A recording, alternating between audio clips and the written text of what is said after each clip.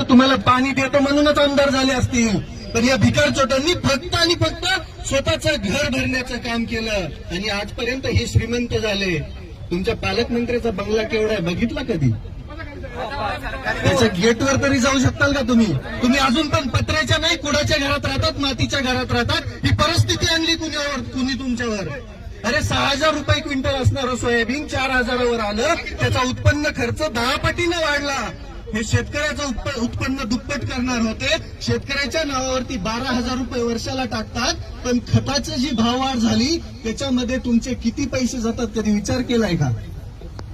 काहीच उरत नाही तुमच्या हातामध्ये. हे सरकार रूपी राक्षस तुमच्या हातामध्ये धतुरा देतात. मतदानाच्या वेळी तुम्हाला गोड बोलतात. तुम्ही पण तुम्हाला पाणी देतो म्हणूनच आमदार झाले असतील, पण या भिकार चोटांनी फक्त आणि फक्त स्वतःचं घर भरण्याचं काम केलं आणि आजपर्यंत हे श्रीमंत झाले.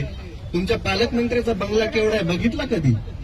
त्याच्या गेटवर तरी जाऊ शकताल का तुम्ही? तुम्ही अजून पण पत्र्याच्या नाही कुडाच्या घरात राहतात, मातीच्या घरात राहतात. ही परिस्थिती आणली कुणी तुमच्यावर.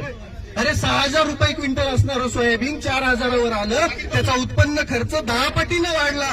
हे शेतकऱ्याचं उत्पन्न दुप्पट करणार होते. शेतकऱ्याच्या नावावरती 12,000 रुपये वर्षाला टाकतात, पण खताची जी भाववाढ झाली त्याच्यामध्ये तुमचे किती पैसे जातात कधी विचार केलाय का? काहीच उरत नाही तुमच्या हातामध्ये. हे सरकार रूपी राक्षस तुमच्या हातामध्ये धतुरा देतात.